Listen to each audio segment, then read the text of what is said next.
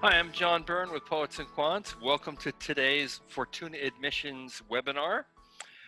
Over the next hour, we're going to have 3 former admission gatekeepers from Harvard, Wharton, and Stanford, who will be sharing some of their inside experience of the application process to these 3 schools. And really, these 3 schools kind of are similar in many ways to many of the highly selective schools in terms of what they're looking for.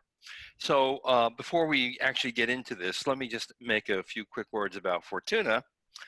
It was started 7 years ago by former directors of admissions at several of the top business schools.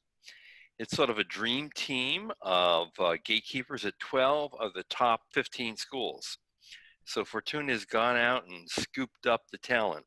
These are the folks who until recently actually have been reading the applications that came to the schools, interviewing candidates, and making offers or doing the dreaded denial, the ding.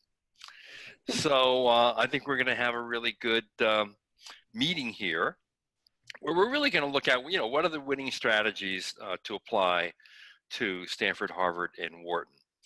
Again, I'm John Byrne with Poets and Quants. I'm the founder of Poets and Quants and the editor-in-chief. If you're a follower of Poets and Quants, you know that I write almost every day because the gorilla is hungry and it needs bananas. And that's the truth. That's awesome. That is really the truth.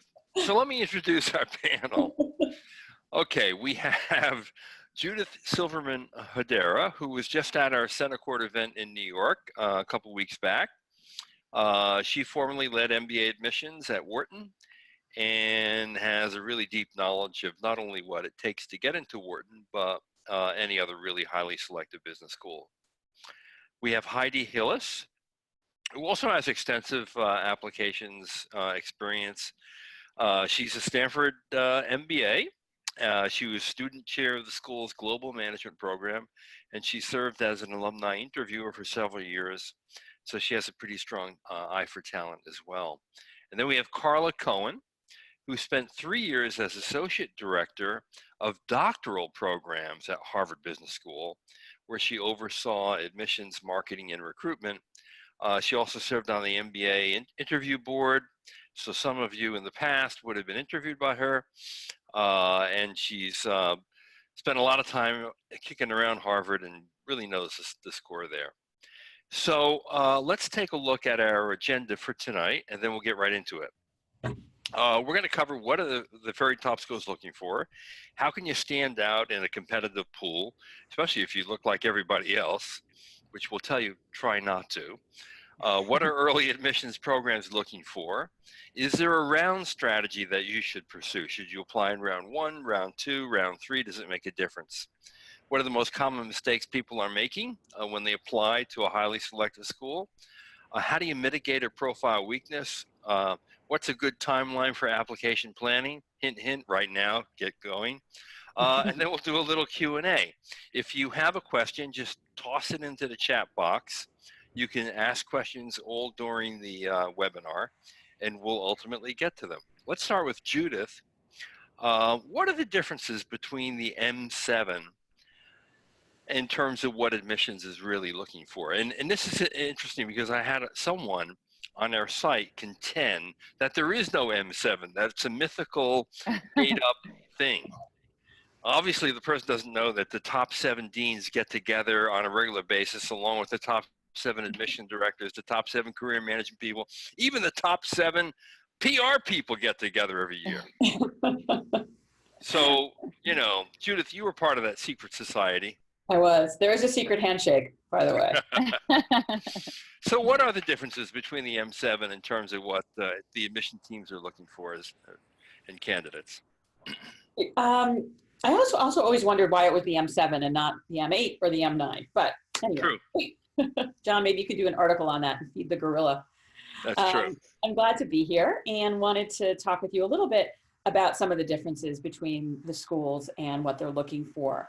I would say that across the board, if you're on this webinar tonight and you're learning more about the process, you've probably already taken a pretty good look at your background and you're thinking about next steps, you're thinking about what you've done academically, you're thinking about what your career path is going to look like, what it's been so far and where you're heading. And so you're starting to sort of do some analysis of, where do I see myself?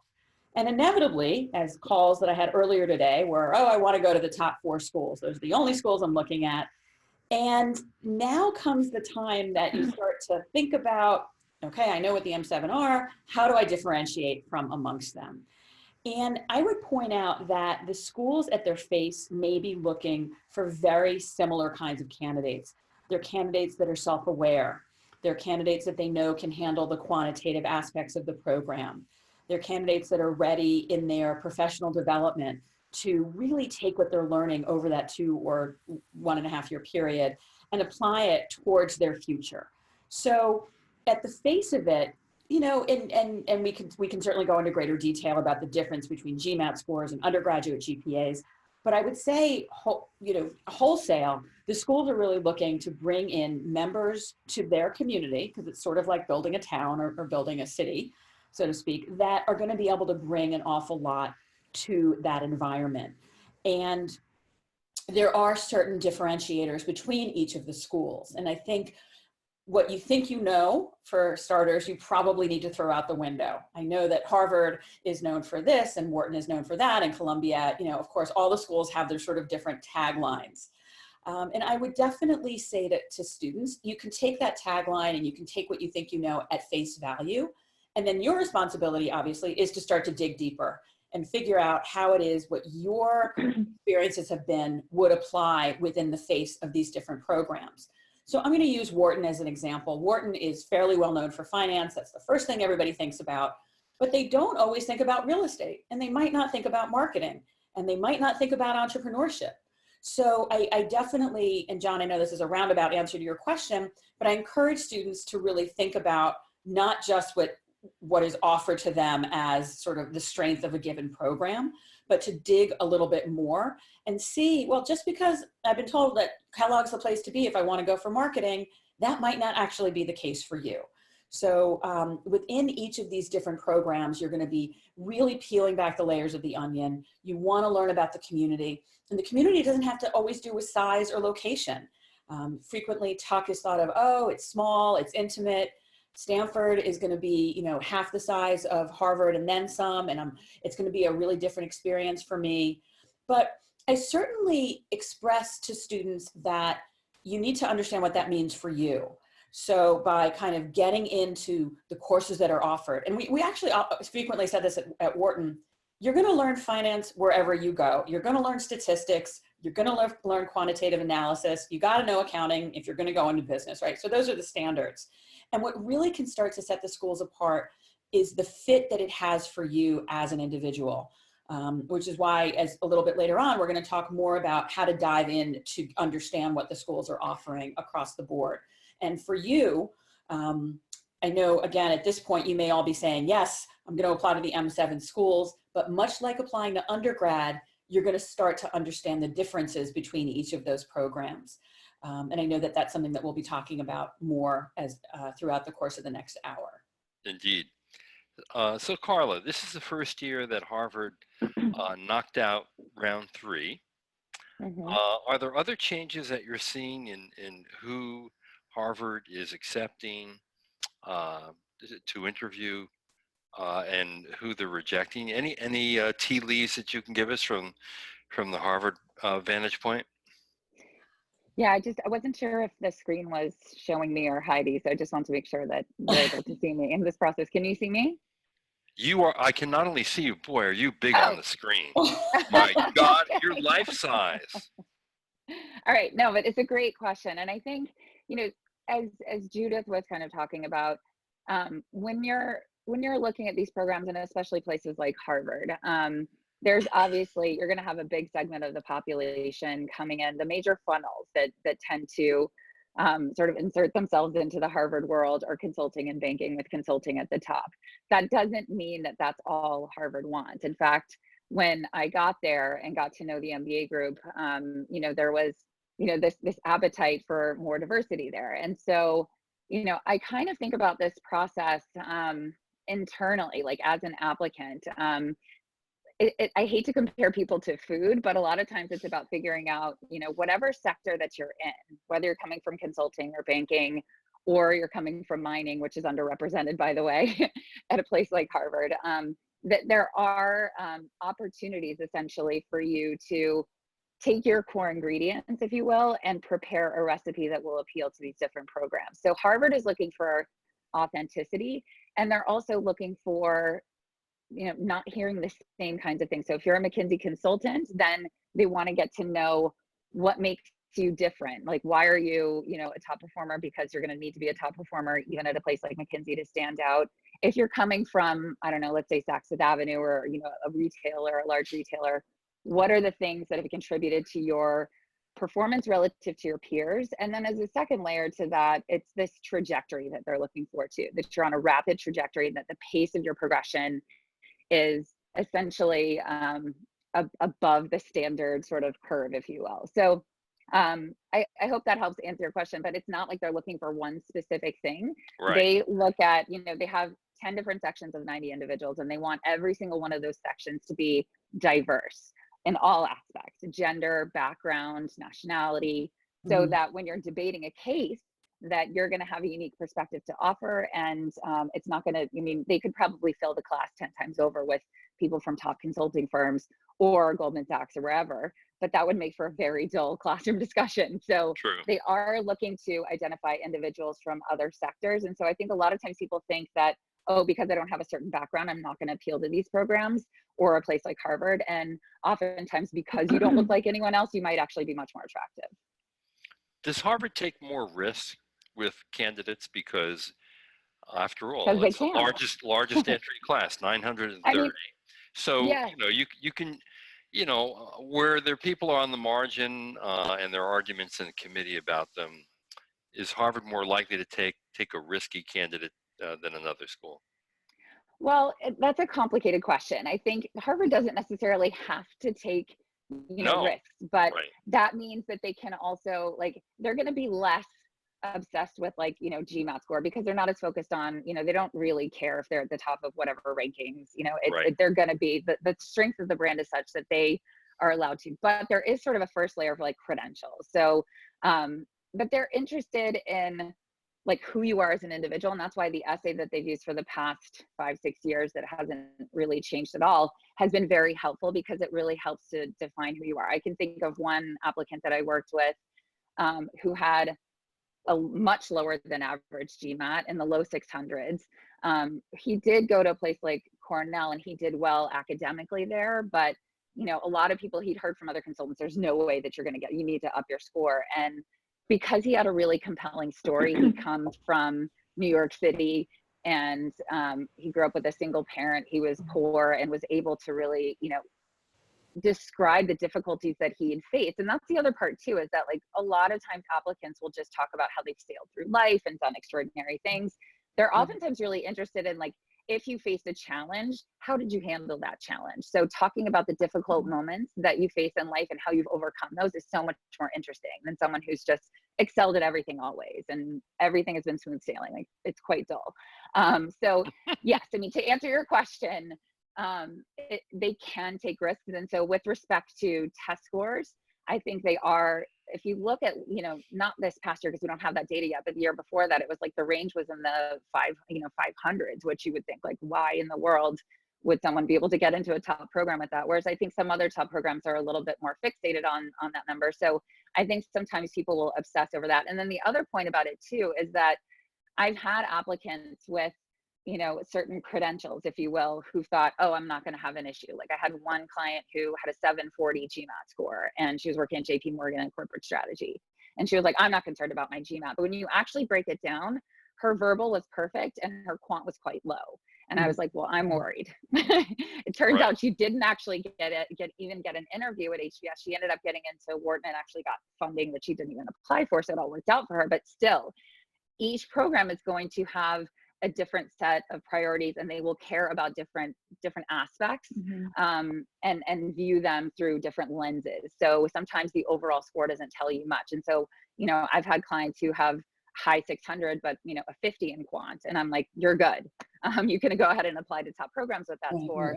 And again, there's some variation here and there, but it is a complex question for that reason. But I do think that they tend to be a little bit more liberal and more holistic in terms of just like, there's plenty of people that will apply to Harvard with perfect GMAT scores who won't get in.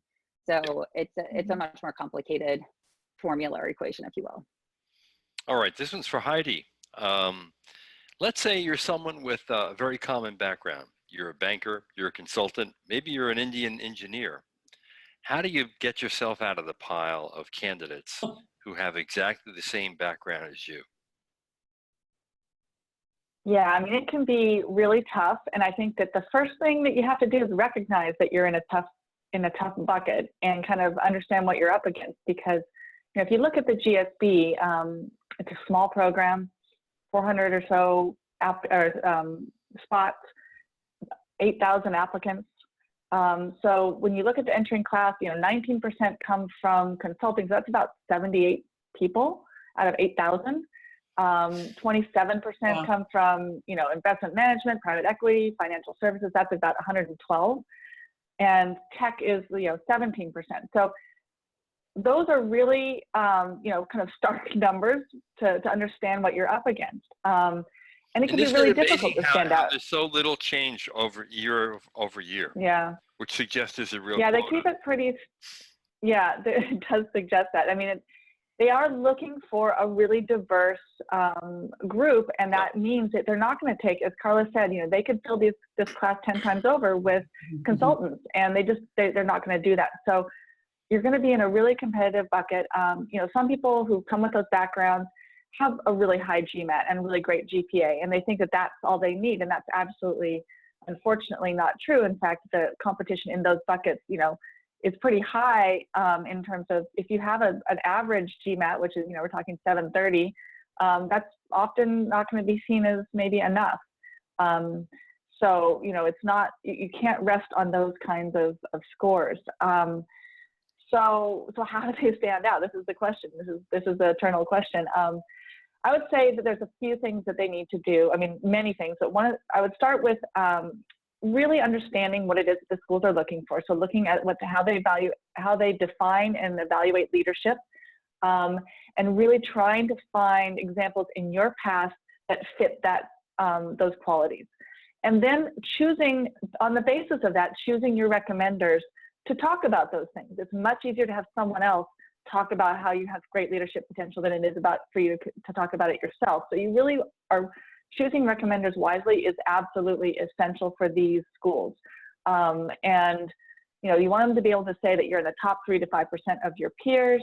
You want them to give very specific examples of when you've shown leadership, not just say, oh, so-and-so has, great communication skills. You want them to say they have great communication skills, and here's a specific example of when they've used those skills and why I think that's important. So you really need to prepare your recommenders to make sure that they have very specific examples of why you stand out from your peer group. You also, when choosing recommenders, ideally from those specific backgrounds, because we're talking about banking and consulting, you're going to have a lot of recommenders who have recommended people before.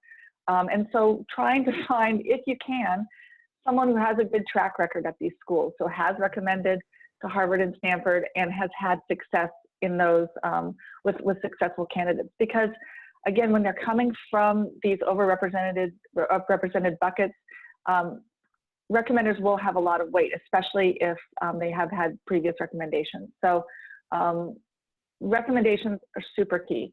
The other thing I would say is when you're working through your application, really remembering that it's not a pitch, it's not a marketing tool, you're actually telling a story. So you're trying to tell them, you're not trying to hide anything, you're not trying to sell anything. I mean, you are in the end trying to sell yourself, but you're really trying to help them understand who you are and why you have the values that you have, why you've done the things you've done. So answering the questions as honestly as possible and allowing some kind of weaknesses to show through, I think is showing that you have that ability to have the self-reflection, self-awareness, understand that you don't know everything, even though you do work for McKinsey, that you have things to learn, because It's important that they know that you have this ability to kind of see yourself realistically and are looking for ways to improve and will actually use the program to your best advantage. You know, having a really nailed down career vision is also really important. So why do you want to do it now?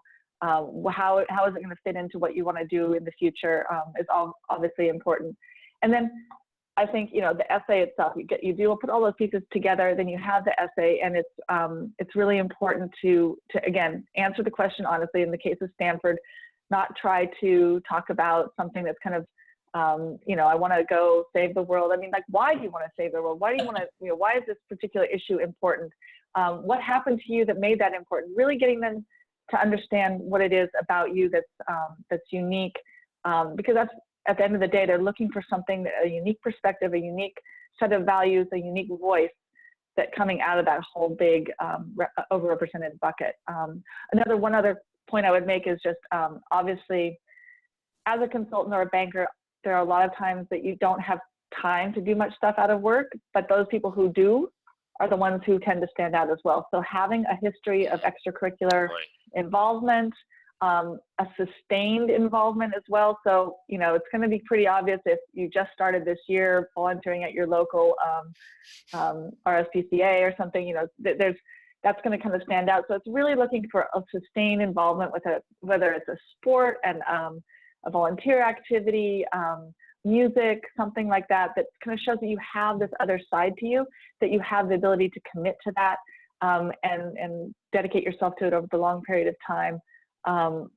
That can really help set you apart. And then lastly, I would just say, you know, there's some little quirky things, you know, that last line in your resume that says other, you know, put some really interesting details there. Those are the kinds of things that often they'll go straight to before they look at anything else, because when you're a consultant, how many times can, as a admissions, you know, looking at those over and over, these different examples, it's really the, oh, I have a puppet maker, or I don't know what it is, but these random things, people are like, wow, okay, that's interesting. What does that mean? And help me, it gives another dimension to you. So it's usually the fourth you have to look at all line.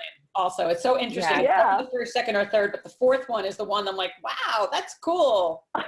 Exactly. Yeah. Yeah. Once I remember I heard someone, they put on there that they'd been struck by lightning, and that definitely dominated the conversation. Yeah. I'm sure it did. Because they survived, Wow. you know, Those like kinds that's of things pretty are interesting. I know, it's so interesting. important.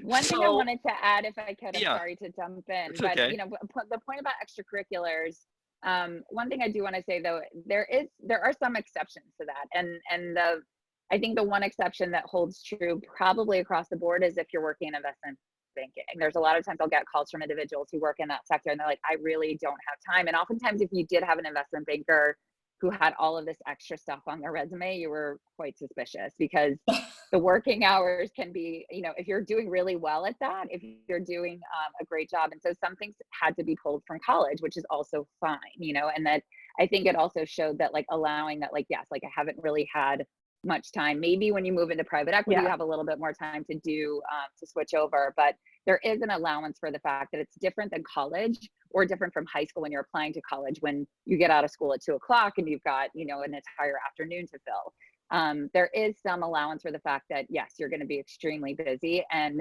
trying to pad your story there, I think, can be counterproductive. Would it be fair to say that it's almost impossible to differentiate yourself in an overrepresented pool by a high GMAT score or a high GPA? Yes. Yeah. That's what I would think. And I think a lot of people might think, oh, I'll just get a higher GMAT score. Right. It ain't going to do it, right? Because you could fill a whole class with people that had a higher GMAT score. You're better off making puppets. Yes. Yeah. Exactly. Or going or doing ballet if you're a neuroscience major, right? Yeah, the best one I ever saw was I saw someone certified ostrich jockey, and I thought that was hysterical, because it was true. I love it. Yeah. That's funny. So Carla, one of the things that we're seeing more and more in the last year or two are really good schools putting together deferred admission programs. You know, Harvard has had the 2+2 program for a number of years. Yep. And then Yale has had the Silver Scholars program. Well, we see, you know, that Darden has jumped in and Columbia's jumped in. What's behind this? I think, I mean, I'm speculating here, but I suspect that, um, well, right now, I think overall across the programs, and the trend has been increasing, is a drop in admissions. And then not only that, this Mhm. propensity, the funnels, as I mentioned before, are consulting and banking, and this need to diversify the classroom. So my sense is that, you know, similar to what prompted HBS to start this program, was to be able to essentially guarantee a pipeline of individuals of a certain background. So to know that you have someone with an, you know, not that engineering is so unique, but a pure science background, a chemistry major, for example. Right. These are important individuals to have within the classroom. It doesn't have to be STEM, but, you know, individuals that they know are really strong. And then also, as a second layer to that, I think it's helpful for the actual applicant, and it helps them take more risks in their own career. So to be able to pursue perhaps an Mhm. entrepreneurial opportunity. I had one client who had been at McKinsey for internship, for her internship experience, and she ended up working for coffee growers in Uganda because she knew that she was admitted. And so, you know, being able to, like, knowing that she was into a top program enabled her to take a risk where she wasn't getting paid a salary. She was just getting reimbursed for her expenses, and to be able to do something, you know, for coffee growers who their mission was essentially get the coffee growers above the poverty line. So it was a super interesting case. And I don't think she would have ever taken that risk. She would have stayed at McKinsey, Sure. probably continued on with her MBA, on to partner. And so I think that there's a hunger and an appetite for different individuals with different experiences. And especially as you're seeing this intersection between public policy, nonprofit, social entrepreneurship, that, you know, it enables individuals to feel comfortable that they don't have to follow a standard trajectory into these programs. So the point is, you know, again, it helps them. There's no harm. And they, you know, essentially a lot of these programs are quite flexible. I know MIT Sloan also started a deferred admissions program this year too. And I think their thought process is very similar. Mhm. Identify talent early on, know that these individuals are going to be matriculating in the next couple of years. And I think that helps, you know, secure, and also helps the marketing team. You know, the admissions and marketing team sometimes in places are closely connected, if not the same entity, Yeah. where you can actually like go out and know, okay, we have gaps in this place. Where do we need to fill gaps? Because that's what really surprised me when I got to HBS, was they're like, they think we don't have to market. They think we don't need to do this stuff, but there's actually like a need to fill certain sectors. So I Oh, think it was Mm. a very proactive attempt to do that. Yeah, go ahead. I thought Dee did this to steal the best talent away from law schools and med schools. Yeah, well, that probably was part of the equation. I mean, smart move, right? Yeah, because and you're that's the also other part. I mean, it's a really good point, because people are applying to law schools right out of college, Mhm. and then, you know, charting that pathway. I mean, they're getting admitted right away, because you don't need to have work experience. But I think that's a fair point. And also trying to target people that may not necessarily have followed a business trajectory, not realizing that, like, because a lot of times people get to business school and say, like, wow, I didn't know that I would even be studying these kinds of topics. Like, there's a lot of psychology, for example, with organizational behavior. So really interesting. And they're trying to identify individuals who may not realize that you thought you always would want to work for a nonprofit, but actually you can have more impact if you were to go the business school route and apply some of the best practices from management, and apply them to another sector. Um, so Right. yeah, good point. So Judith, I know from our past conversations that you've always said one of the hardest things you had to do when you worked in admissions at Wharton was to turn people down, particularly really good people. Mhm. So when you were sitting there in the committee and you have like candidates and choosing one from another, on the margin, what are the kinds of things specifically that would change a decision, that would make a Mhm. decision fall into favor of one person and the other person, sorry, you're going to be accepted by another school? Don, you ask really hard questions. Oh my goodness. So the committee sessions were usually very long and late at night. And everybody on the team would be gathered, and we would sort of all be talking about cases that we had read, or people that we had met, ways that we had interacted with, and kind of gotten to know the candidate. So I think the question is, more, how do we take you? What are the reasons that we would take you versus how can we let you go, right? Because that's where we were never looking for reasons to deny, but we were always looking for really good reasons to accept. On balance, I mean, you know, looking at the three of us in the schools that we've represented, a very, very high percentage of the individuals that apply are academically and professionally viable, right? So what is it that sets those folks apart that end up being in one pile versus another? And I think, you know, we've sort of talked a lot about, it's already expected that you're going to have a certain kind of GMAT. You're going to have, you know, achieve this as an undergrad in many cases, and that you have a real passion, you have a focus, you know why it is you're about to go to business school. I would say that the students that were successful frequently had a really good idea about what happened next. You know, I think even if they didn't ultimately, quote, know, they were able to express the steps, the maturity that had transpired since they got out of the military, since they had been working as an analyst for 3 years, since they had been you know, managing a classroom and Teach for America. I'm just giving you three very different backgrounds. Sure. But so then what? You know, what are you taking from those experiences that then allow you to bring that to the classroom and then be successful personally and professionally afterwards? So those are the things that would really make an admissions committee member sit up and take notice. And that's what you always want to do within the framework of your presentation, in your essays, in those letters of recommendation, in the very important online application piece, which many people don't actually pay attention till the night before, but it is important and well worth your time. So allowing your true personality to come through, understanding that, as we've been talking about, those pools are very deep.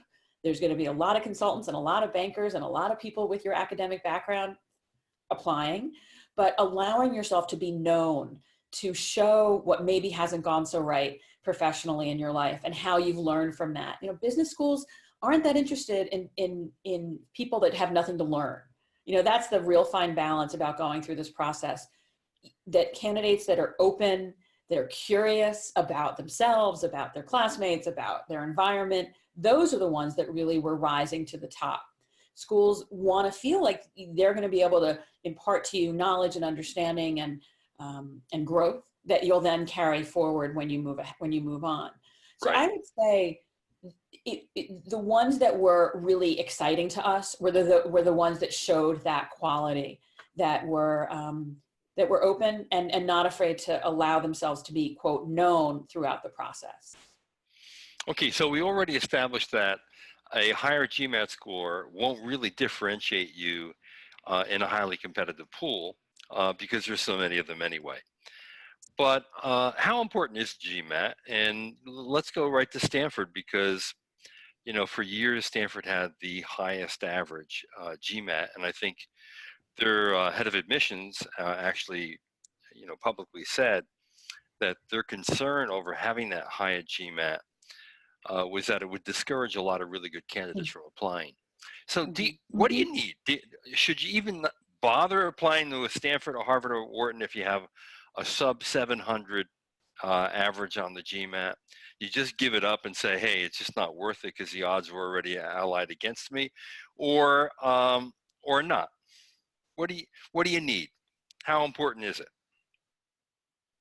Let me take a stab at that. I think, first of all, I always tell my clients that, you know, with this GMAT, you may not get in, but if you don't apply, you definitely won't get in. So, I mean, you can't get in if you don't apply, right? So, the first step is if you want to go, you got to apply. I think, you know, you look at Stanford, it has the I think it's 732 last entering class, which has come down a bit from the 737. But the range is from 600 to 790. I think Carla mentioned that there's, you know, people in the 500s that get into Harvard. So definitely there is room. Yeah, they're former NFL players. Yeah, well, okay, that's a good point because there is room, but those people at the lower end are going to have something that really is going to compensate for that GMAT. So it has, you know, you find a lot of people, you know, when you look at consulting or banking, they have the higher scores. Engineering as well, really high scores, and that's kind of expected. And if you're falling short in those in those buckets in the GMAT, then that is going to probably stand out, and you're going to have to, you know, make a pretty strong case of why not. Now, if you're coming from nonprofit, if you're coming from the military, if you're coming from professional sports, there's definitely a compensation made for a lower GMAT, and leadership potential is what they're looking for at the end of the day. So if you have leadership in spades, but you have a low GMAT, that's going to be okay. And that's especially true. I think we see a lot in military candidates. I mean, they have maybe come from a less academic background, the GMAT hasn't gone as well, but they have just amazing leadership. And these, you know, what they can add in the classroom is compensates so much for that low GMAT that it's definitely going to be overlooked. Now, I think that probably the best way to compensate for a low GMAT is having a strong GPA, because they're kind of similar in what they're telling us. You know, can you do the work? A GPA, you know, shows the results of a sustained effort over time and not just one day of testing. So it actually holds probably more weight, I would say. I don't know, Carla and Judith, you can comment there, than even the GMAT. So, and you know, it will depend obviously as well what kind of institution you're coming from, and that will kind of come into play as well. But you can certainly compensate for a low GMAT with a really a great GPA from a great school and some great experience. Okay, Yeah, Carla, I know that you have some thoughts on this as well. Yeah, it's interesting. I think the more difficult credential to overcome is actually, I'm less concerned about the GMAT, and the GRE is another option, by the way. A lot of times people don't realize that the GRE, especially if you're struggling with the quant, can be a great way to go. Different schools view the GRE differently, but my sense is that the top programs do take the GRE very seriously, and they actually go to the GRE to help diversify their applicant pool. But that said, I think, you know, I've had individuals who have had really, you know, like compared to the average, far lower than average, and definitely plenty of people have gotten into top programs who are outside, you know, like well below the 700, but what they have in common is a great story and a unique story. So they're able to, sorry, my daughter's right here, but they're able to compensate for that by essentially zeroing in on their core assets that distinguish them. And like Heidi was talking about, you know, other areas, but the high GPA can definitely counterbalance that. If you don't have a high GPA, there are other things that you can do. There's lots of courses that are available online, and especially if you're taking math classes, that can really help. There's like math for management courses, places I know Wharton has stuff on programs now that can help you sort of looking at that with the return. Is there evidence that you're going to be able to thrive in this setting and not just, you know, there's not time to struggle. So they want to be sure that you're going to be able to be at a certain caliber. And a lot of, you know, like Harvard Extension School has even math classes that we would send prospective PhD students to take to really get them, you know, kind of up the curve there. So there's a lot of things that can be done, but it's so much more. I mean, the point here is that it's so much more than the GMAT. And you know, you can have a great GMAT. Oftentimes people will come to me and they say, here's my GMAT score, here's my GPA, what are my chances? And I got so frustrated with that question because it was like, I was like, maybe I should just start making up numbers. Your chance of it's 37.2%. I had somebody ask me that today, and I was like, oh my goodness, if I knew that, here's my degree. And it's like, it's not that simple. If it were that simple, then you wouldn't need us. There wouldn't be essays, you know, it's so much more complex than that. And your story actually really does matter. And being able to zero in on that, like Heidi was saying, being able to talk about, and Judith, even like highlighting your weaknesses, not that you need to lead with those stories, but being, you know, vulnerable in some ways and being a human being. I mean, so much of admissions, like I remember being at INSEAD when I started in MBA admissions, and I was like, these feel like I'm reading brochures. Like, where are the human beings here? Like, I want an actual person. So it was very frustrating. And so when you got a story that was, you know, that gave you both the struggle and difficulties that people have had to deal with in their lives. And consultants are very helpful, I think, in helping people identify what boundaries, you know, to share in terms of this particular story versus another. You know, that it can be very difficult, I think, for the admissions person. It just, everybody starts to look the same. So I think zeroing in on what your particular core assets are, only you have lived your own story. And so really thinking about that and what you have to offer and what you really want to do. If you're making stuff up for the application, that could be a problem. So Credentials aside, like GMAT, scored, like it's just such a complex process. The story itself does matter. And then also with the interview, do you match who we thought you were on paper? So it can be very ineffective to pretend to be someone on paper and then get in front of someone and be a very different kind of individual, which happened a lot. It happened a lot where you'd be looking at the application. There's no way this person that I just spoke with wrote this. It's just not like, there's no way that these two people even know each other. So, wow, so that's what no, but it honestly, like there's just something about the truth that is so powerful, and that authenticity really shines through. So that is so much more powerful. There was a great article that was written a long time ago about a former admissions director for undergrad from Dartmouth about, if you're a good person, check here. Like, I wish there was that box on the application, because so much of it comes down to like, what are you, like you talked about before, like what are your core values? What matters to you? Why do you want to save the world? Like, what is it that's pushing you towards that? So and then telling an honest answer that connects to it and makes sense. Like, does everything kind of make sense here? So again, it's not easy, but hopefully that's helpful. All right, Judith, round 1 versus round 2 versus round 3. You always hear admission directors say, round 1 gives you no advantage over round 2. Is that true? I don't believe it. Unless you're Columbia. Unless you're Columbia, or exactly. early admissions. Or early decision even. Or early decision. Okay. It's an interesting question, and I'm thinking about the answer. There is relatively no difference between round 1 and round 2. Round 3 is a totally different story, and that they're looking for very, very specific profiles at that point, and it's incredibly challenging to be admitted in round 3. So I'll start with that. I generally recommend, and I say, what is your hurry? Wait until round 1 next year. Your chances of admission, because there's just more space, is much better. Round 1 and round 2, in some cases, when I was at Wharton, we would sometimes wait list pretty high in round 1 because we didn't know what was coming down the pike in round 2. Right. But you're still in the game in round 1, as opposed to round 2, where there's already been a bar set. And it's a little tricky. It's like there's a known quantity of, okay, well, these people have already been admitted, and if we're going to have a class of 825, we've already taken X, right? So you know that there's only Y left to fill that class. So in a sense, in a sense, they are equal in that there is certainly room in round 2 for applicants that have thought it through, that are well prepared.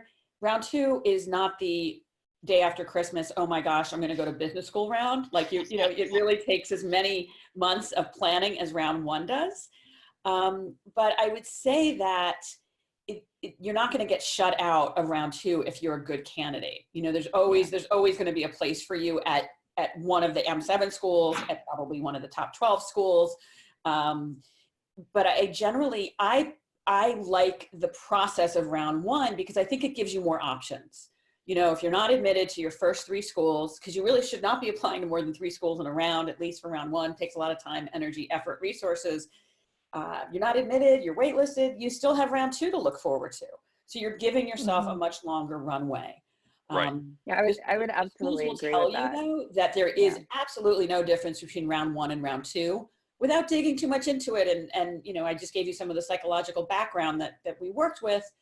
I personally think that round 1 just gives you as an applicant a little bit more space to try it, see what happens, make some mistakes, do it again in round 2.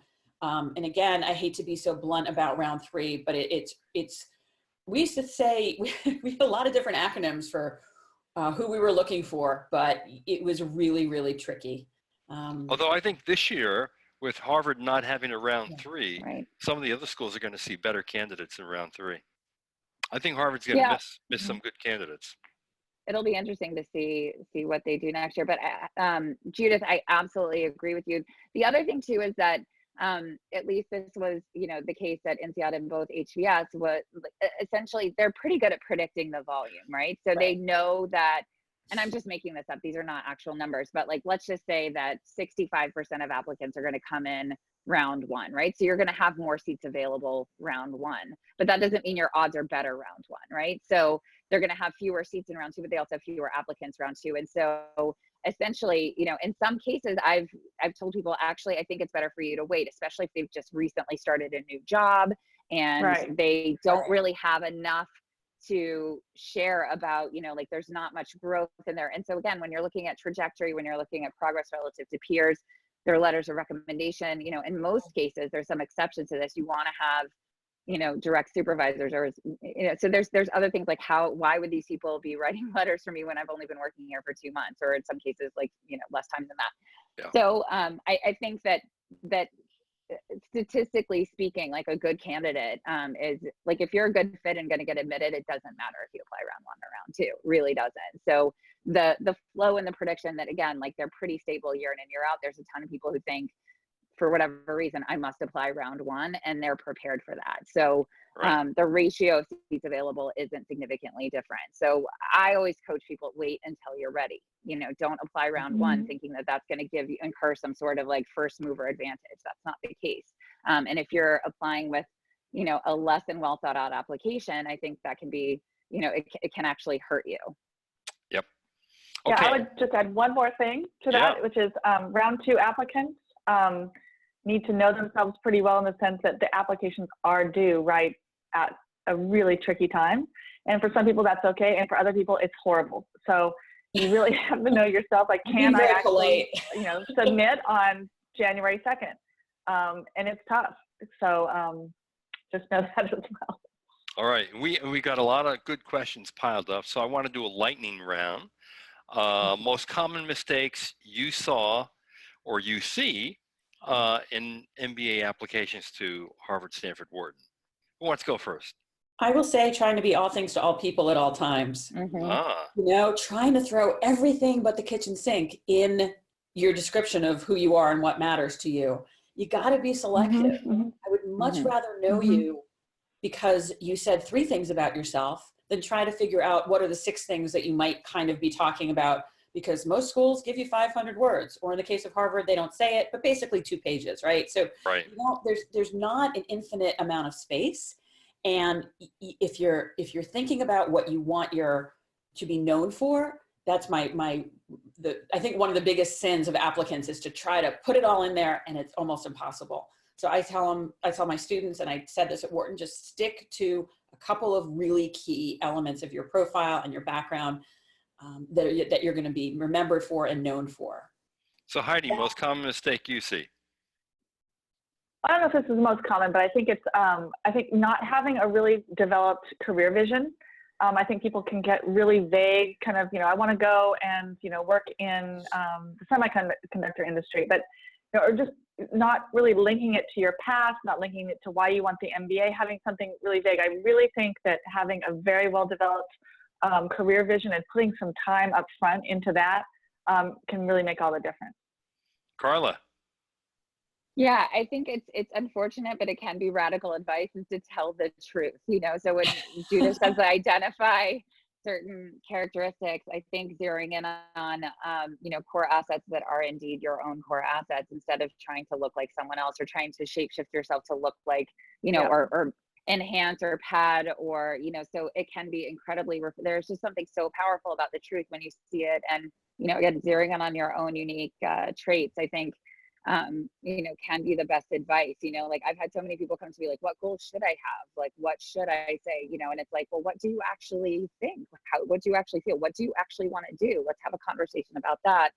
And so zeroing in on that and looking at yourself, good and bad, and taking an honest look at that, I think can be a very, very good way to start this process. And then also, sometimes that might mean that you have to change the schools that you're looking at too, you know, so I never want to waste people's time.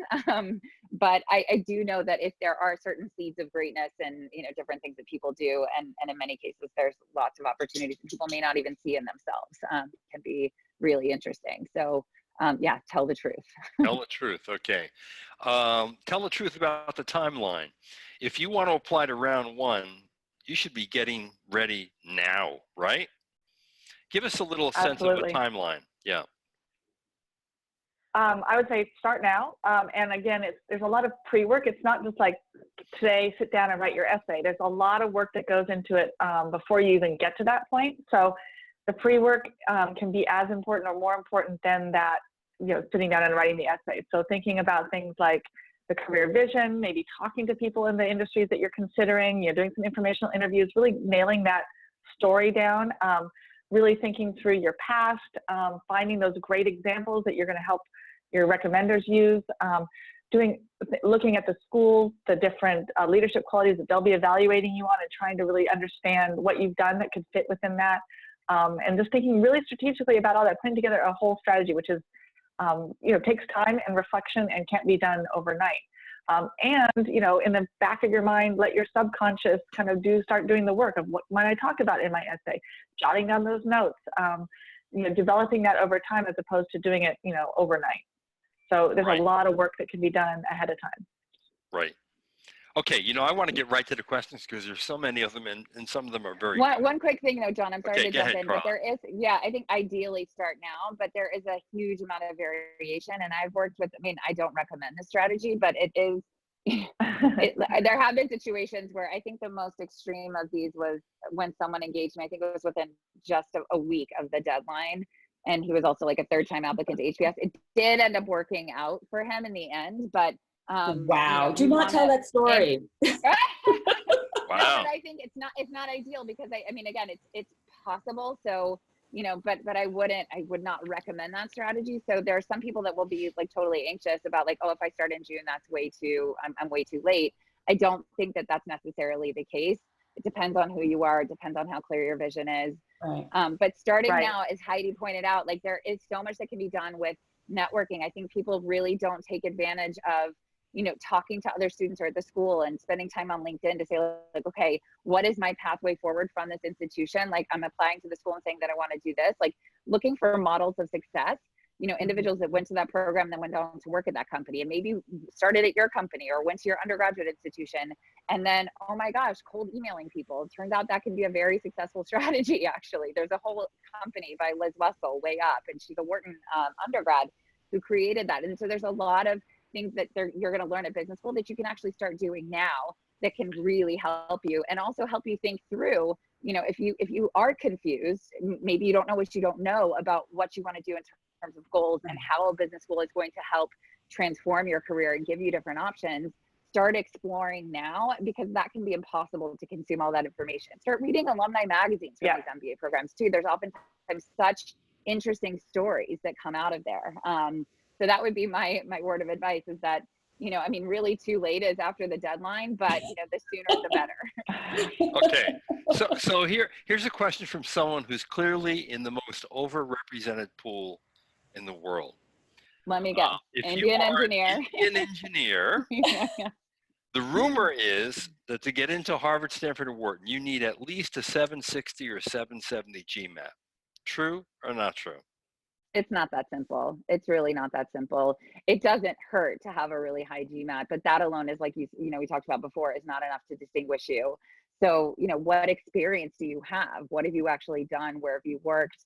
Do you have management experience? Have you ever supervised anyone? Have you, there's so much that goes into that, but it is true that it is, when you talk about different funnels and floods, kind of coming into to different business schools, my best advice is often like switch, if you're working in an Indian, as an Indian engineer. So many people follow this pathway thinking that that's the way in, and the best thing to do would be to completely deviate from that track. But, again, this is a cultural thing that I think is going to be difficult to undo. But again, it's zeroing in on what else is there about you that is unique and interesting. Right. It can be outside activities. It can be, that you have a passion for certain musical instruments, or you're an avid photographer and, can build a website to show them your work. There's lots of things that can be done to help you stand out, but it is so much more than your undergraduate degree, your GMAT score, and your GPA.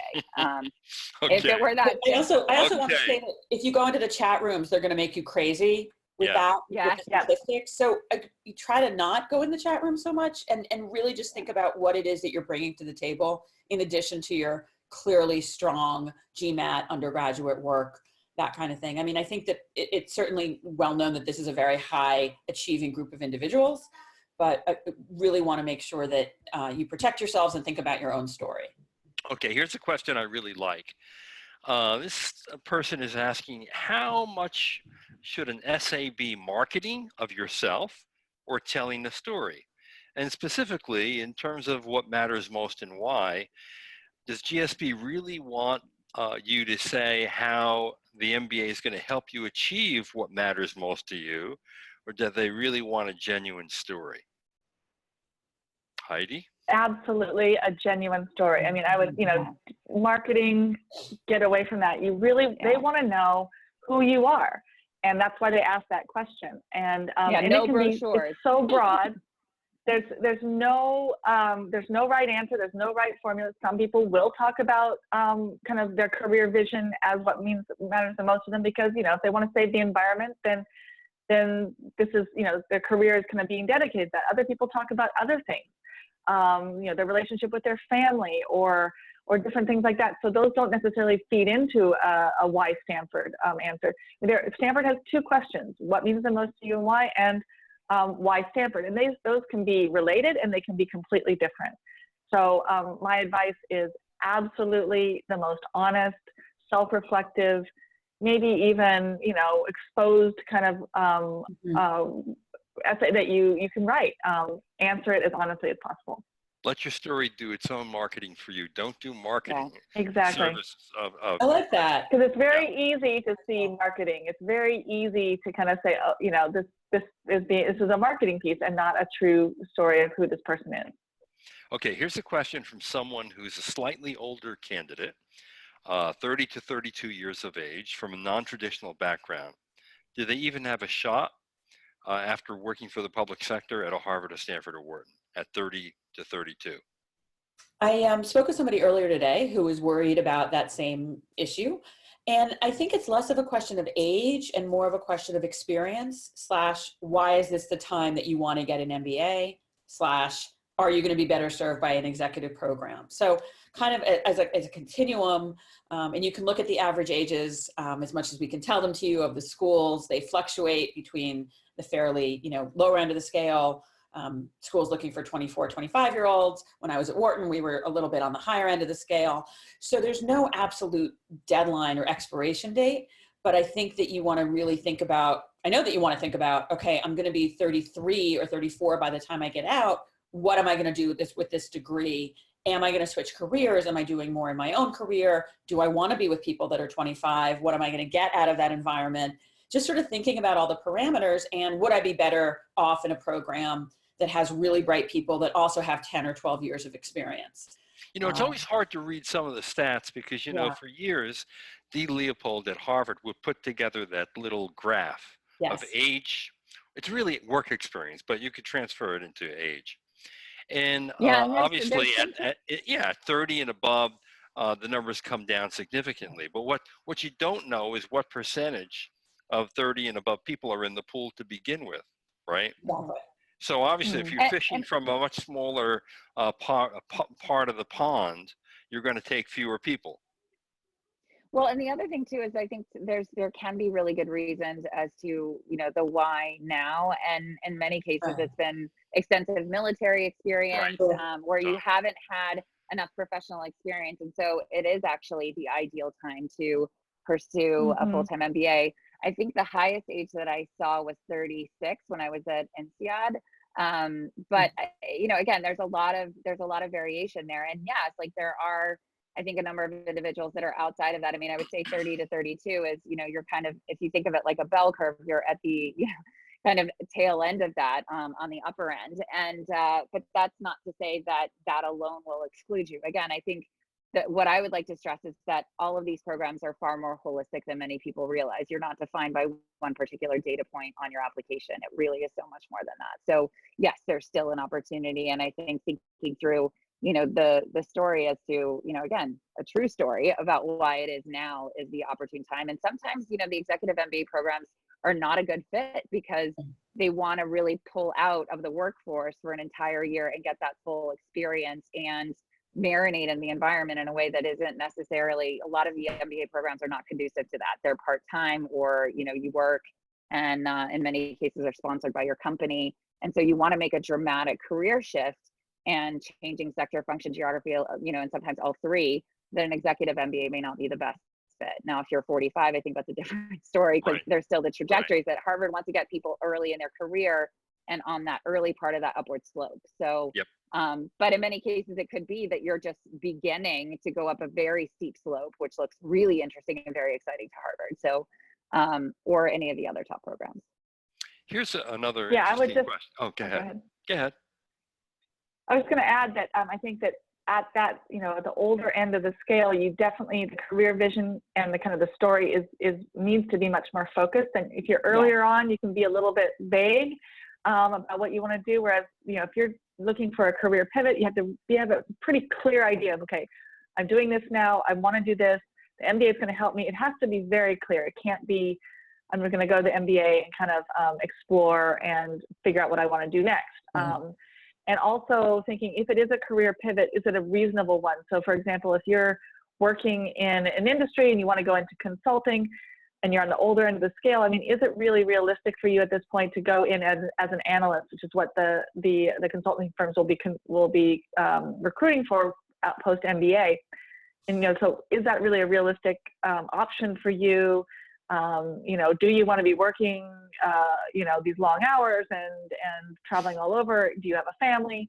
You know, there's lots of kind of considerations that they'll be looking at to say, this doesn't really look really realistic, like a realistic path, and so we don't think that we can help you with that. If it does look realistic, and it's a really compelling reason for you to be stopping now and doing the MBA and kind of and doing whatever it is you've decided post MBA, then that's going to make it much more easy of a sell.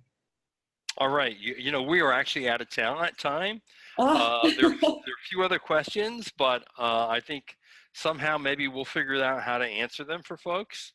But we're already beyond our time. I can't believe it. It went by so quickly. So anyway, thank you so much, John. Yeah, no, let me thank the three of you. Thank you. Heidi, Carla, and Judith. Great advice there. And again, you know, if you want some help, if you need some help and you want to get it from someone who has been on the inside of the process, that is what Fortuna's forte is.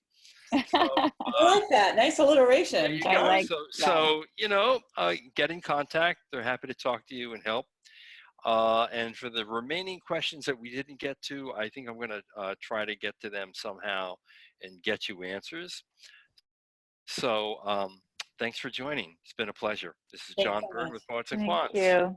Bye. Thanks, everyone. Bye. Take care. Thanks. Have a great night. Bye.